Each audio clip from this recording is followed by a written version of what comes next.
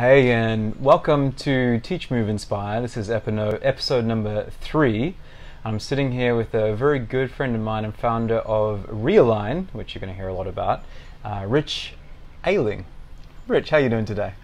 I'm excellent today. I'm feeling fresh. Enjoyed the drive up to Woodward, and yeah, ready to go.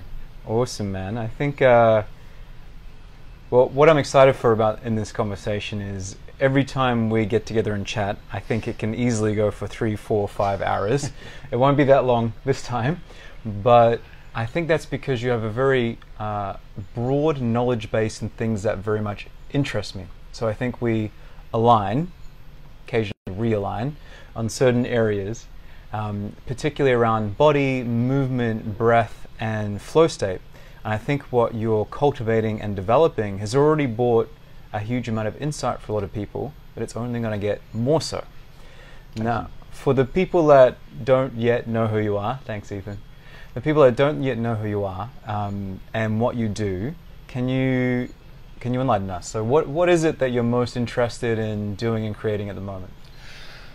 Coming from a background of discovering the body through Bikram yoga, a good sort of 12, 13 years ago, and then Hatha yoga, and then through the Wim Hof method and breathing and just discovering what's going on inside my body, I'm now super fascinated to make that as accessible to other people as possible, because there's so much talk around movement and embodiment and energy out there, and it's sometimes inaccessible and a bit sort of convoluted and confusing, and it was for me at least. And so my aim is to try and give people an experience in their bodies, you know, and a way to find not just a peak experience from moment to moment, but more a sense of balance and stillness, and that moment that we're all looking for, I think, you know, that kind of inner peace and what's kind of underneath and what's really there. And from that place, that's where Realign as a concept is born. It's like, who am I really, what's important to me, and how am I showing up day to day?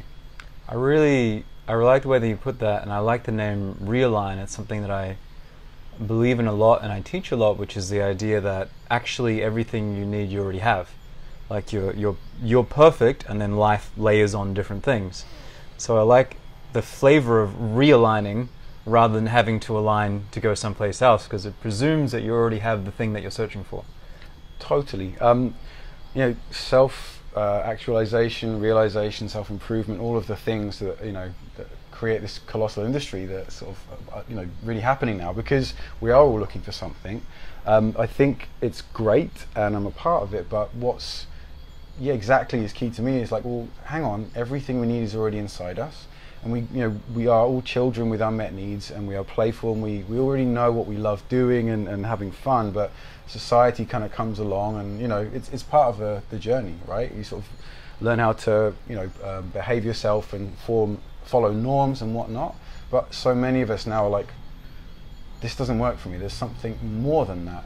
I used to teach business English. You were kind of selling things on ships, right? Like, totally different backgrounds, and we were doing very well, both of us, in these different disciplines or jobs, if we're honest. And then we were like, there's more to this out there, and instead of just, you know, scaling the heights and trying to achieve, you know, success and money, there's a coming home to something that's already true inside of us, and so much of the work I do with clients is actually a deep form of self-acceptance, you know, and we can find that way in through the body and through movement, and to really then start to trust our intuition again and feel like, oh, this is why I'm doing this, or, you know, this is why I'm here. Yeah, you know, I agree. I think it's something a lot of people are looking for, and it's almost easy to forget when you're in Ubud, because it's so much more overt here, at least. Like, people come here on the search for finding something, whatever that thing is. Whereas in a lot of places in the world, the question is sometimes so muddy. It's so muddy to actually go, what does it feel like to be home? What does it feel like? What is the feeling of being aligned with what I want to be doing in the world?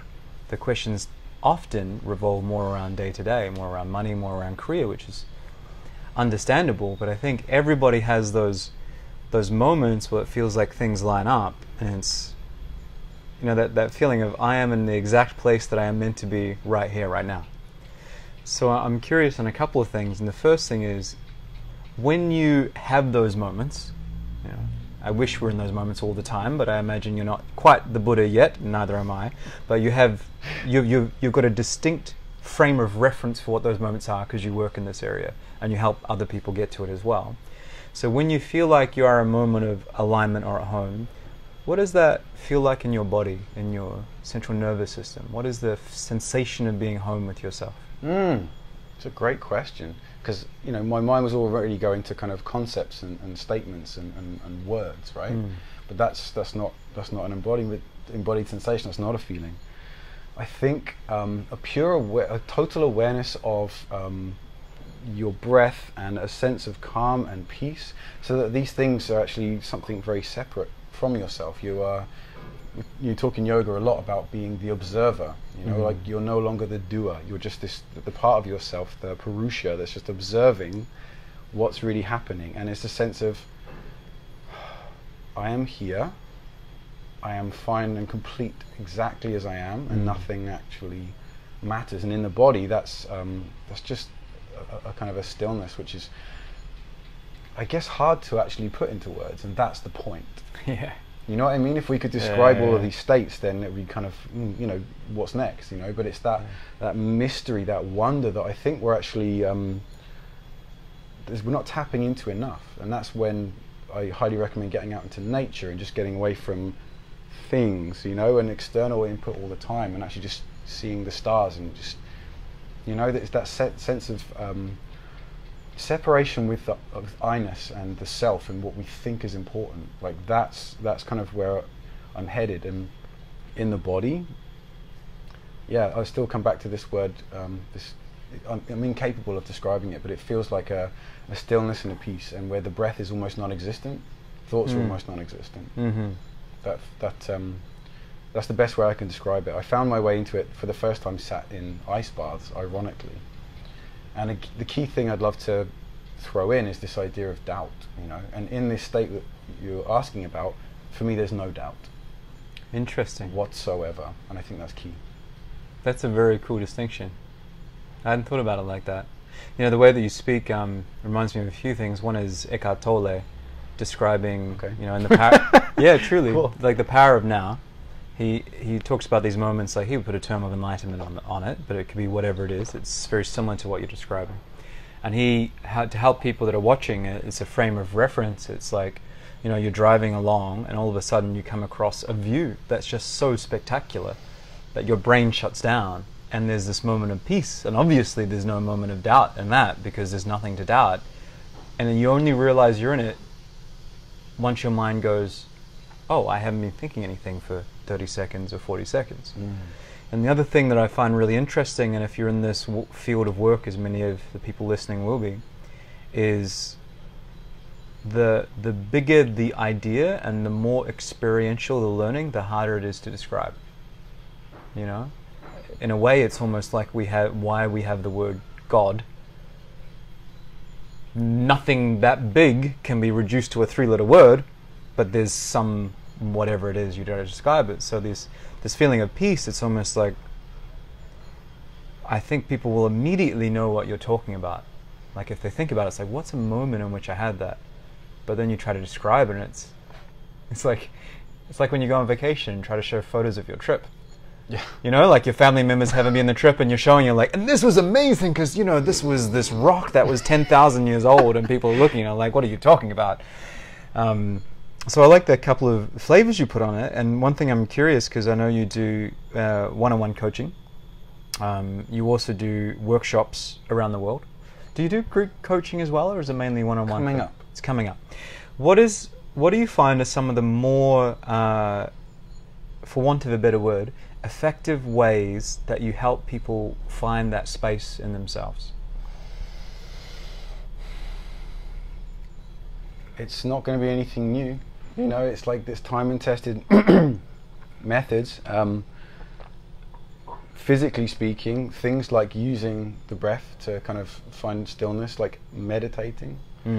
Forms of movement, of creating something I'm taking out into the world now, like a system called Breathe Into Flow, which is using the breath to open up sort of potential gateways, and whether it's because the breath will change our state when we use it in an appropriate and careful way, and it creates an awareness within the body. And so whether we then start moving into very particular forms of yoga or qigong, that's going to create that space immediately. And all forms of meditation, again, like cultivating focus, which I think is something we're really having a big problem with. You know, books like Deep Work and this concept where we just can sit down and focus on one thing, we're losing that ability these days because there's so much out there. And so what I'm finding helping people on a physical level is getting them into their bodies using simple tools like that, but having prepared the body first.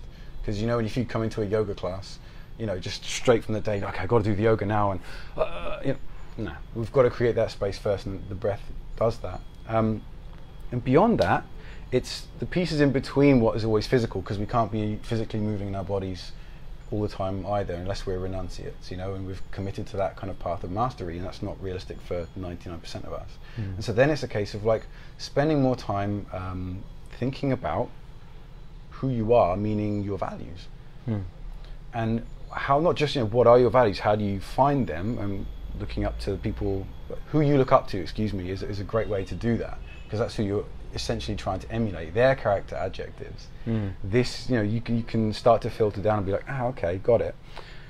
And then how are you living up to them on a day-to-day basis? How are you not? You know, and this is that kind of where alignment comes back in again. Like, I had a shitty day, excuse me. Okay, well, what went wrong? Like, what happened? Maybe it was just not a great day, but maybe there's something, I'm not in alignment with the money that I'm earning, or then that doesn't reflect a value of mine, or with this person I haven't spoken the truth to. And so taking the time to reflect more intentionally, not just sitting there meditating and, you know, actually thinking about dinner, but really taking the time to reflect on key pieces of yourself like this, rather than switch off in the evenings. And cultivating willpower that way actually creates more space and more awareness for a lot of people. It definitely did me. Yeah, man, I couldn't agree more. It's you know, a practice that I've just started in the past few months that I've always known would be good for me, but couldn't bring myself to do, was journaling.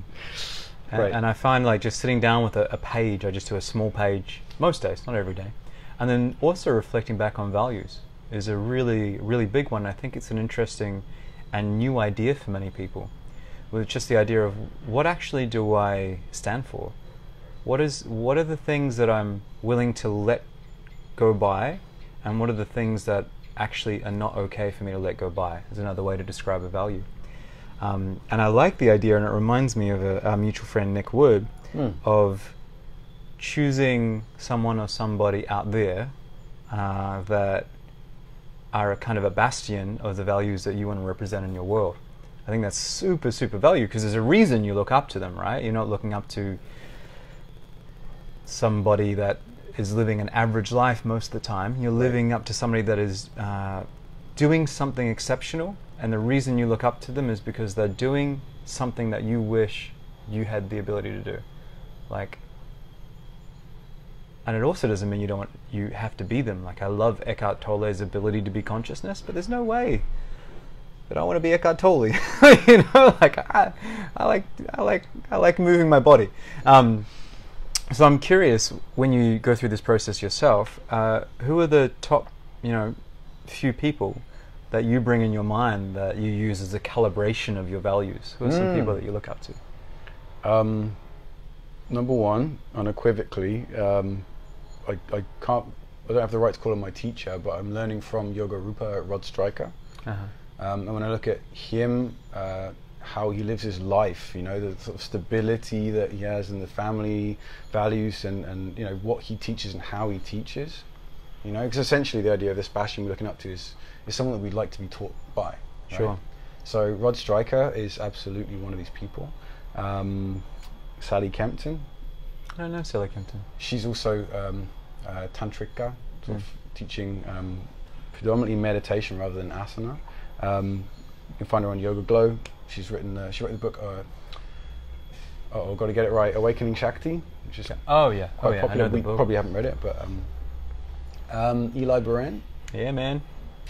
Just pillar of my projection of ideal masculinity. Right. Anyway. Oh, he's the same for me. If you don't know Eli, he's totally worth looking up. I'm actually going to be interviewing him in a few weeks, but he's a good one. Excellent human. Yeah, on all levels. I like him a lot. Yeah, these are probably the core people, I would say. And again, it's good to have a small number of people to look up to, I would say, and to learn from. That's we spread it out so far. I mean, yeah, there's people in different areas that I get advice from, but in terms of really looking up to, I'd say those three.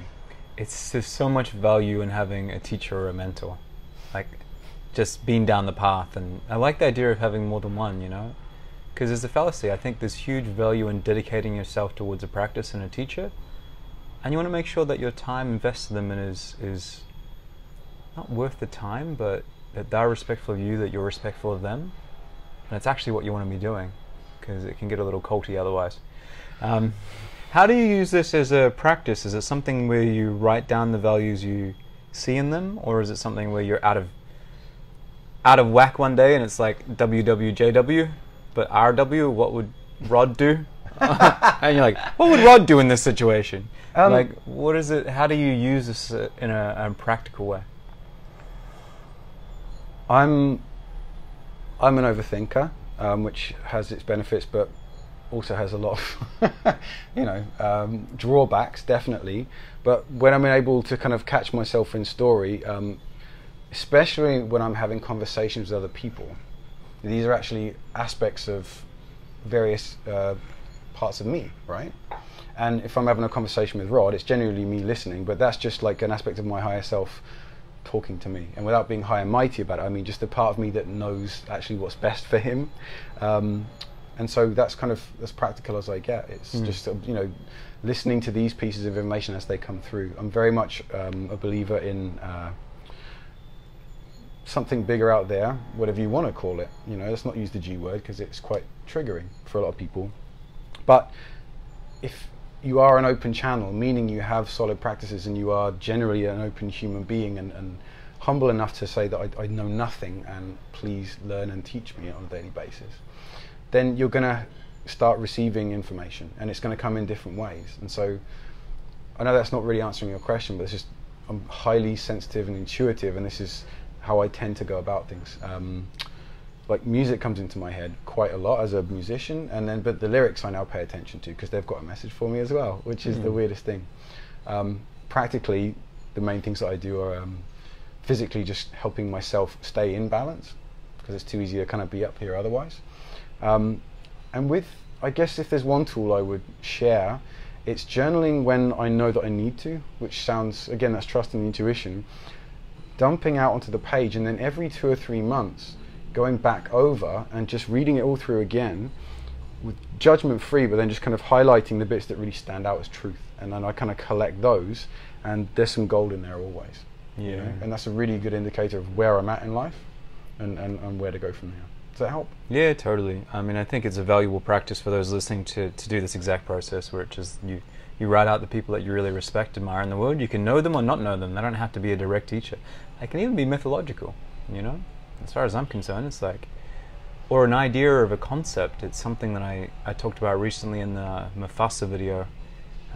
It's like, well, actually, if you were sovereign, if you're feeling sovereign, like Mufasa is a great example of a just king, Lion King. Oh, okay. Yeah. I was just like, I saw the blank stare please for a tell me moment. which king this is. I have no the idea. 18th century Tanzanian king Mufasa. No, but it's the idea of Disney, like, brilliant. Even if you sit in a way that feels sovereign to you, whatever that means, for me it actually has a felt sense of difference in the way that I sit. And I've done this with Eli before. Like, I've been moving around and I don't feel quite deep enough right now. And Eli feels to me like a very deep man. So I'm like, well, how would I move if I was moving as Eli? And something just changes in my body and I perceive the world slightly differently. But outside of that, I think there's just so much value in taking the time to realize what traits you admire in other people. I have a sideline story, if you don't mind, just because it's very cool and it relates to what we're talking about. Of course, my friend. Okay.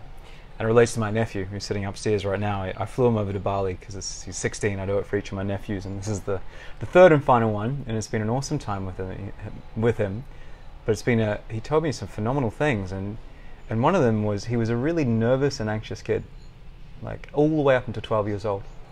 He like didn't really socialize much, didn't go out of his way, was just kind of shy and in his room a lot. And now he's kind of the opposite. He's really comfortable in speaking to people of all ages. He does theatre, he does drama, and all sorts of these things. And I'm like, dude, what happened? Like, because now he's old enough for me to ask this question. And he said, well, I was 12 years old and I was watching a video about Nerf guns. You know, the foam bullet dart guns. And the guy, who has always been really serious in these reviews and has a lot of followers, was making really silly like dad jokes. And a lot of people started like railing on him in the comments about these stupid jokes. And he made a secondary video of like, well, the truth is, the reason why I made these dad jokes is before I really didn't like myself. And I did some reflecting on what are the things that I would have to do if I were to like myself. He said one of them would have to be more funny. So I did it. So I don't care if you make these comments because I feel really proud of myself. I'm like, that's awesome. So young Ethan wrote down all of the traits that he wanted to bring into his life at 12 years old. And one of them was to be more sociable and more outward. So the first thing he did is went to high school as a sophomore or a junior and shook the hand of every senior in the whole school. Wow. I know. Super cool. Right. It's badass, right? But I think it's such a good process, and it's very analogous to what you're saying. It's like you recognize something that you want because you wouldn't admire this person, this teacher, this creature, this idea if they didn't have something that you see in yourself but isn't fully developed, and then you actually write it out. And the value of doing this is just huge, and I think you'll see it when you do it if you're listening along. Just to jump in, I mean, what you've said is really important. Like, and I'll speak to kind of Tantra if I dare for a moment. And it's like this idea of like yoga is the cultivation of self-knowledge, and that's one thing on its own, but without doing something about it. And that's what, you know, Tantra is the cultivation of power, right? And so there's a lot of people with way too much power in the world and oblivious to why they're acting in certain ways, and you know, we're experiencing the effects of that. But this idea of like diving into ourselves and understanding who we are and you know, what drives us and what our values are, but then doing something about it. Yes. Right? It's that second one is so goddamn important. Otherwise, what are you doing? It's like, yeah, I know what's about myself. I know my triggers. I know my stories. Well done. Part one. You know, part like, one. Now do what I would call an edge practice. Yeah. You know, going to your edge and getting uncomfortable. I'm sure your nephew wasn't, you know, just like hi. He was probably quite nervous. He was terrified the first one. Definitely an embodied experience, and that's how we grow. It's like, oh, I'm not dead. This is getting easier, and that's how we kind of live from our values. You know, that's how we start living for ourselves and growing. And I think that's there could be more of that second part done. Yeah, who's really good at that is Tim Ferriss. Like he was also socially anxious, and one of the edge practices he gave himself was to walk into a Starbucks and lay down on the floor for 30 seconds, and then stand up and walk away. And you know, the funny thing is, there's a continuous line between stoicism and this idea. Mm-hmm. You know, like to harden yourself against the things you're most afraid of somehow makes you a more fuller and fleshed out person. 100%. But I love that idea of just having, like, actually taking action. There's I don't know, in Ubuntu it often feels like there's a lot of talk and well-meaning intentions. Right. A lot of reflecting on trauma and the difficulties. Right. But it's very easy, and I've done it myself around purpose, to get caught in that trap of continuously asking questions. Yes. Like analysis paralysis, and there's like just no movement. I think it's a very, very simple thing to get caught in. There's something that came up before that I want to circle back around to with you. Something I think about a lot, and the answer to me isn't clear, but it's about, you work a lot with, in flow, something like there are things that you really love doing, and when you're doing them, you feel at home, and the more you do them, the more it feels like the universe is conspiring in your favor. Right. Or things are just going well and moving very smoothly, like you're going down river. Yeah. Which I totally get. And there are other times you can do things which feel the absolute opposite, like you're swimming up river, you're beating into brick walls, and it can totally be a sign that you're going in the wrong direction, and it often is. There are other times in which you feel like you're beating your head against a wall, and you make a small shift, or that wall breaks, and you get dropped into flow. So I'm curious about your take on how do you know the difference between a momentary setback on your flow when it feels like you're swimming upstream, as opposed to you're actually in the wrong damn river. Does that question make sense? Yeah, completely. I mean, let's break down the cycle of flow really briefly. You know, there has to be a period of struggle, meaning trying to do something, taking some kind of action. So trying to swim upstream. You know, you're never going to get the wave if you don't paddle for it, right? To use a surfing analogy. Then there's this phase of release and just letting go and trusting. You know, and that implies a certain level of faith, although it's not necessary. I just think it helps quite a lot. And then we can experience flow, and then the most important piece is recovery and integration of that experience or the learning or whatever it is, and then, you know, off we go again. To know the difference between, like, is this the right thing or not? It's a question I've heard asked before, and there's never a satisfactory answer. Yeah. You know, the reality is we keep trying, and we don't know, you know, but we keep trying anyway. Yeah. The only thing I could offer is what's this helped me in these moments where it's like, you know, I posted a great meme the other day where I thought it was funny, and it said, I know there's a reason for everything, but what the... I saw that. Is that you that posted it? Yeah. I thought it was hilarious. And it was great, and it's like, you know, and then people are kind of coming in with their educational kind of like, well, actually, you know, there isn't a reason for everything according to Bosom. It's like, that wasn't the point. Just laugh and, you know, or not, and just scroll on. It's okay. Point being, if you're not sure, check in with someone else. Yeah. Whether it's a teacher, whether it's True. a friend, whether it's your mum or your dad, just get out of your own head and like, oh, am I doing the right thing? And just, you know, connect. We are wired to connect as human beings, and it's a fallacy to think that we have to figure this stuff out all on our own. Yeah. And just another perspective, which is why coaching is really, really helpful, and I love doing it, because like, I totally see that you're thinking this, but have you thought about, oh my God, like, oh, and it's that click that we don't have to figure it out on our own. We can stand on the shoulders of giants, and anyone who's made a success of their lives already has. You referenced Tim Ferriss. I mean, Arnold Schwarzenegger will happily say the same thing. I like him. You know, and that's really helpful to do, is just in those moments where we don't know, it's just to check in with someone else, because it's so valuable, man. It's like, so simple as well, right? Totally. And to get just some external reflection, like half the time it's just that you're so deep in it you can't see the edges of it, right? Right. So, well, speaking then on coaching as well, which I've also found hugely valuable in many different ways, what have you found the value has been for you in receiving coaching? Because I know that you've been coached a number of times by different people. Yeah, and it's important to say that you know, you need to work with someone for a period of time, but then also question whether they're still... That's right. Right? So that's the first thing, but to know when to move on, and not, you know, they're a crutch and they are your total worldview. You know, a coach is someone that kind of helps you do the things that you weren't sure that you could, right? And so I'm the one taking action, I'm the one doing things, but what I like about receiving coaching from someone is that I know someone's got my back, they understand me, they can help me, and they can see the next step, and they've already taken it, which means that they know the right way for me to get there. And so it's just the sense of, again, I've been self-employed since 2006, and that's a long and tiring journey. I won't give myself the stamp of entrepreneur. I think that's a grandiose term that is overused these days. But being on your own and trying to make things work, you know, it's really nice to just feel like you're being held. And that's not to say that it's just for entrepreneurs. It's to have someone that you know has your back and has already been there. And that's something very helpful to not totally depend on and rely on as a crutch, but to use as support to then move forward. Yeah, man. Yeah, man, for sure. And I'm curious, in your own coaching business, I know you often deal with multiple clients at a time. Is there a commonality in themes that people come to you for? Massively, yeah. It's helpful to know what that is, right? To know who I'm speaking to. And that is really people that are in a position that I used to be in as well, right? You can only help someone, but it goes far as you can only go as far as you've gone.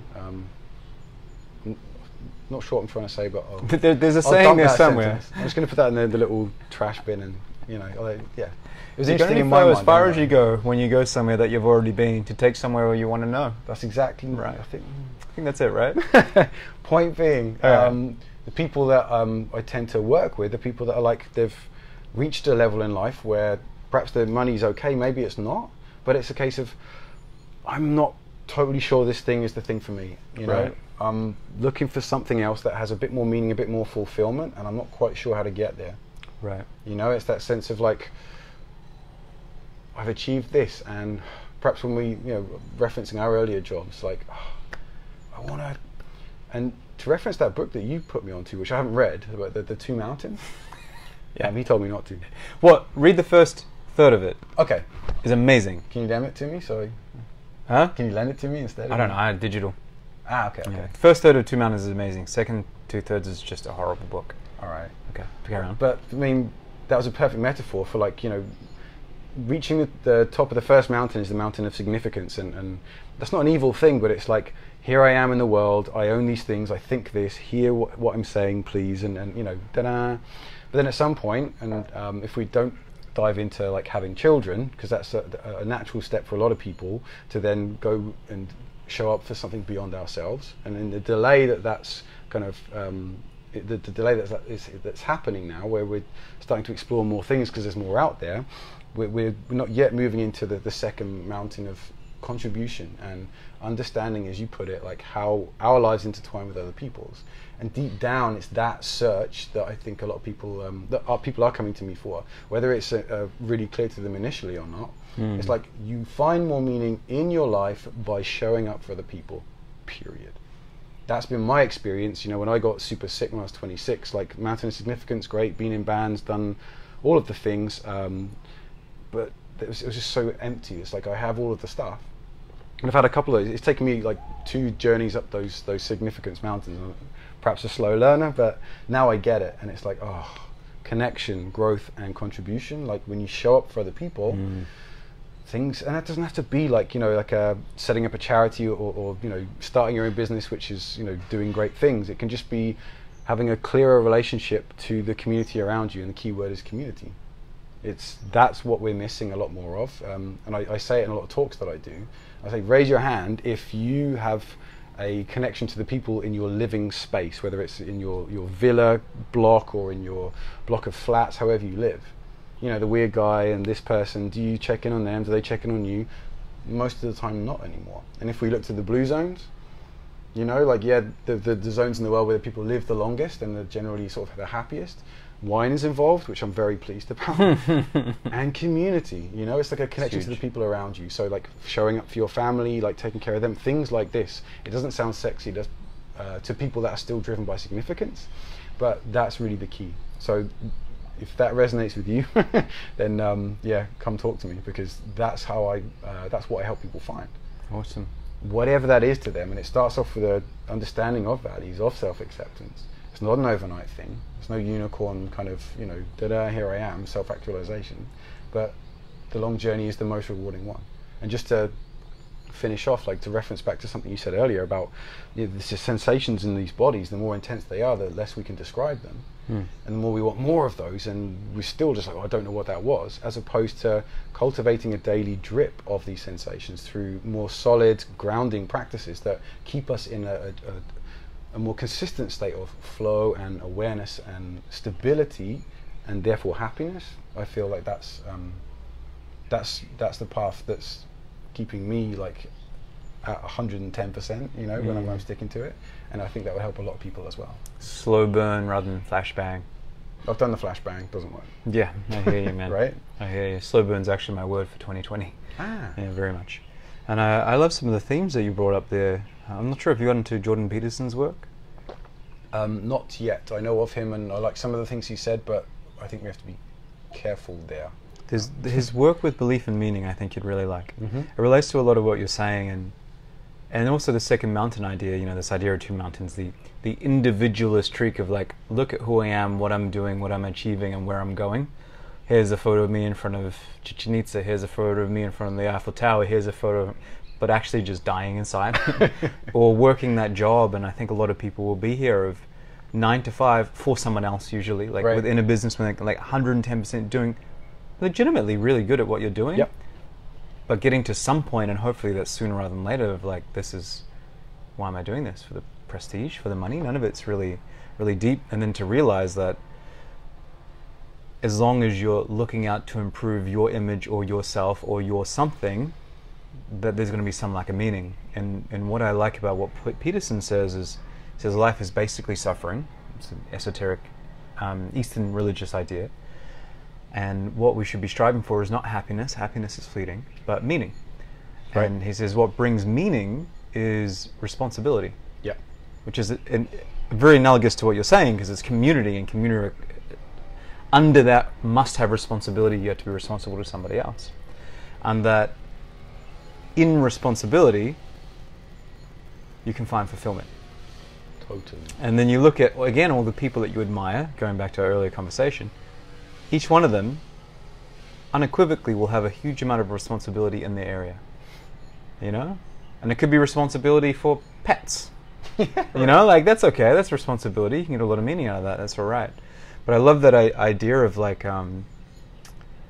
that it seems like a big part of what you do is help shift people that are already aware that what they have is good, perhaps good, but not fulfilling in some way. Like, it's the marshmallow of the fulfillment world. Like, it's chewy, there's substance to it, but it's not that nutritious. Well, you're more like what you're helping them find is more like the steak, right? Or the vegan tofu, turkey, whatever. Something with a little bit more texture or bite into it. And it seems as what you're saying is that actually really, by default, means that they have to get more involved with community and other people's lives and responsibility. Yeah, and it doesn't mean like the first kind of homework piece is like go out and, you know, find a grandmother in a wheelchair to take care of or something necessarily. It's understanding who you are and how you can show up in a way that, you know, from a place that you're actually pretty good at. I mean, community service is something, you know, I did briefly in school, and I think we could have done more of to have a healthier relationship to our elders, and that's another conversation, how much more we need to respect and listen to their wisdom before it just disappears and dementia takes over. Perhaps it wouldn't if we gave them a different role. I got excited about that thought and I actually lost my train of thought. It's okay, I've got another question for you anyway. You were saying... Oh yeah, sorry. People have to have made a decision to make a change. Yes. That's right? where you're Otherwise working. we're just preaching. Yeah, you know, for it's sure. like you need to get involved with the community. Well, I can say everything that I think you need to know. Who am I to do that in the first place? And are you hearing that? People hear what they're ready to hear in all contexts. You can go to a yoga class and be like, what is this guy bleating on about? I can't even feel my feet. Or you can be like, the world, you know? Happens every time.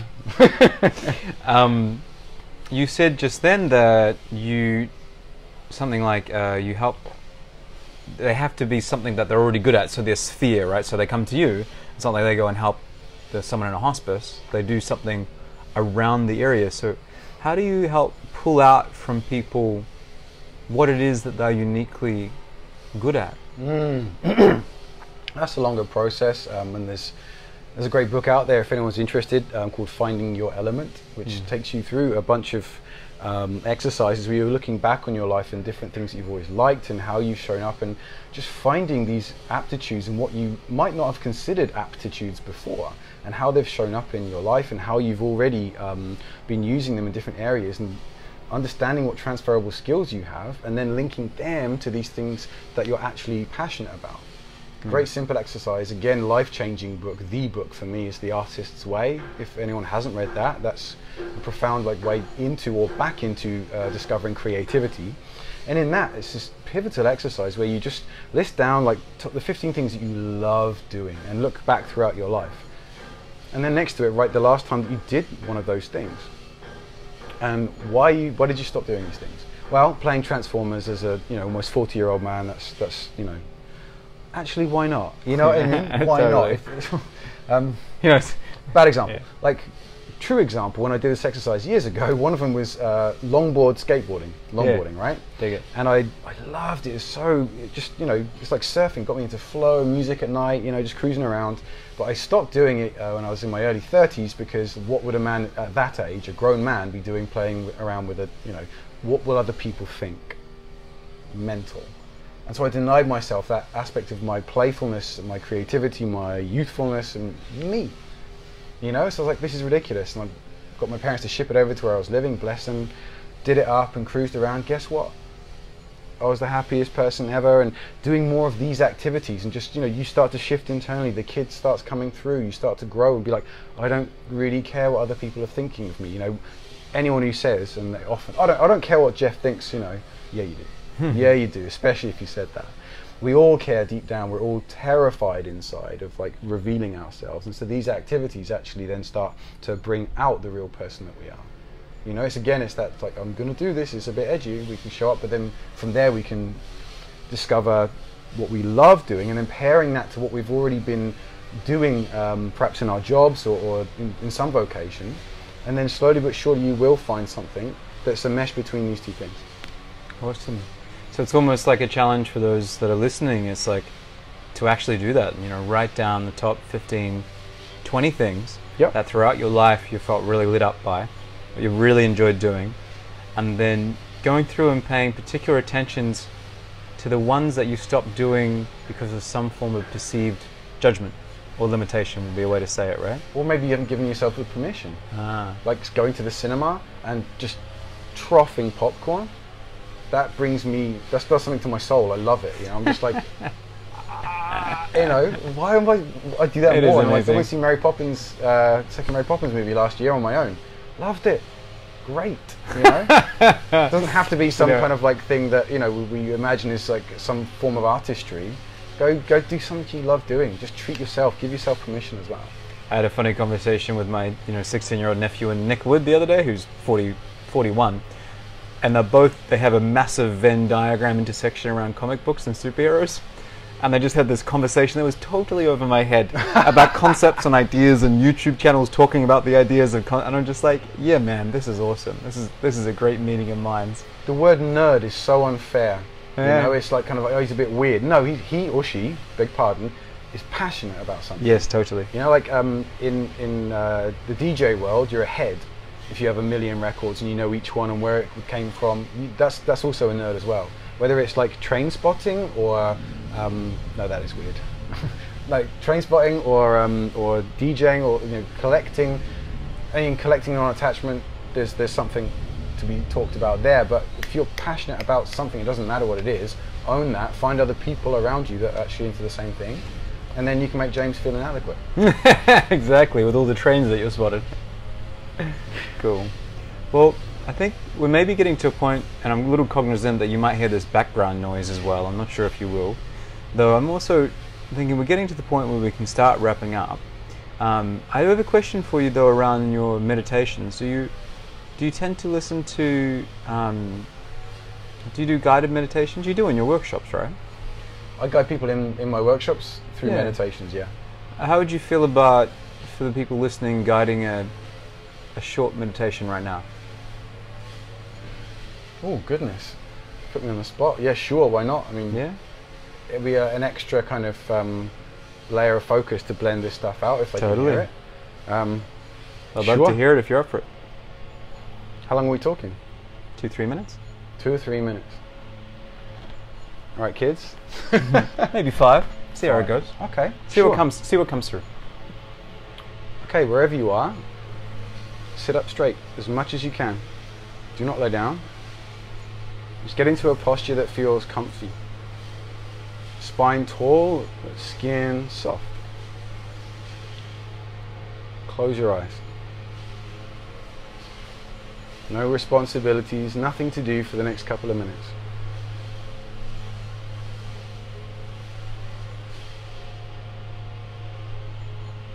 Already start to notice where your mind went as soon as I stopped talking.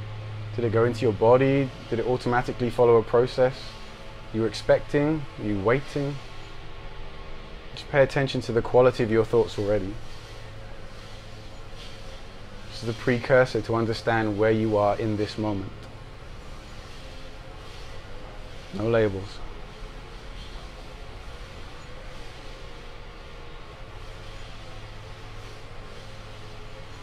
We won't focus on sounds around us. In this context, we'll bring our attention to our breath without trying to change anything about it. Just bring your attention to the part of your body that actually moves as you breathe in, and then softens as you breathe out. Nothing to do.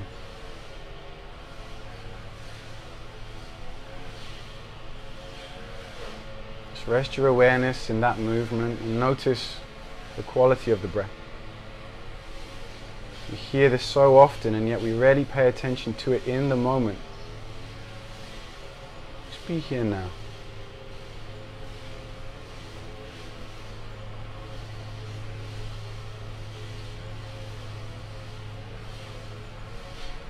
And again, without trying to change the breath, I want you to follow the breath now from your nostrils all the way down into your belly or your chest, and then back out again.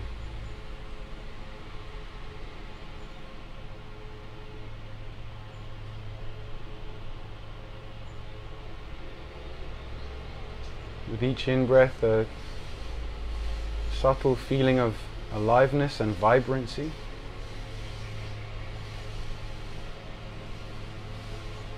And as you exhale, soften, letting go.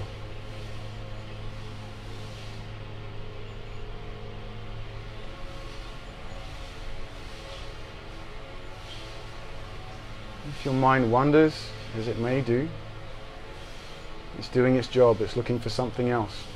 Your job, beyond the mind, is to gently bring it back. A soft, effortless focus on the breath.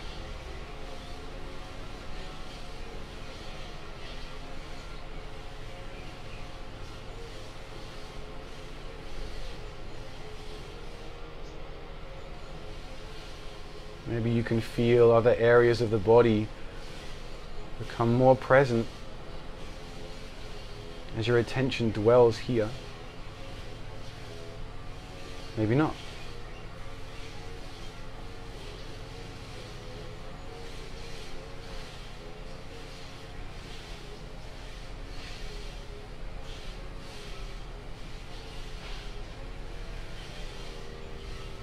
No aim, no goal.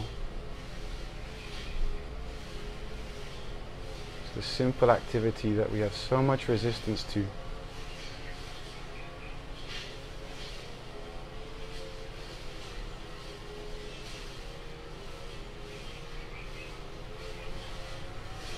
And yet a little focus on the breath can go a long way.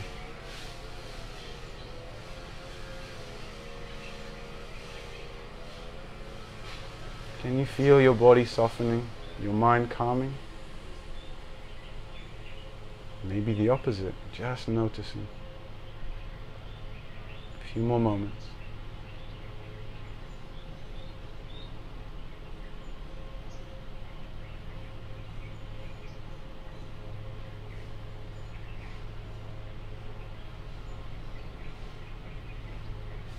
Notice judgment, emotion, stillness. Something that comes and, if you let it, quickly goes away.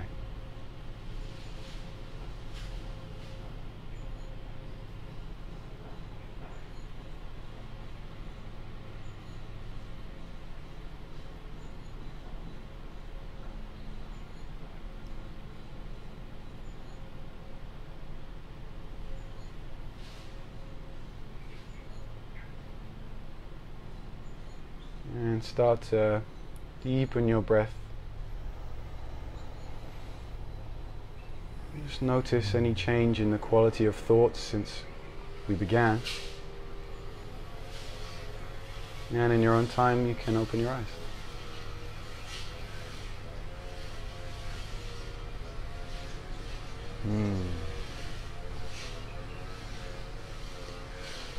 Nice, man. Yeah, that certainly dropped me in a little. Okay, cool. I like the reminding of breath isn't anything new in meditation, but you had a very sweet way to bring it to a new light. You also have a very beautiful cadence to your voice and the way that you pace and speak. Thank you. And I'm guessing that's not accidental because you're quite audio. You're a quite brilliant musician. Rich once surprised the hell out of me when he busted out a guitar and started singing. the voice of a freaking angel. It was amazing. He speaks because you got like this kind of semi-gruff English accent, right? And then you speak and you're a tenor. You sing and you're a tenor, and it's like it's beautiful. So the next job is to sing. But that makes sense with the way that you lead a meditation too, because you have the same awareness around quality and sound in your voice and your pacing. So thank you. Thank you. One more very small question before you go, or before we wrap up, and that is, if you could place a sign in every yoga shala around the world, what would that sign say?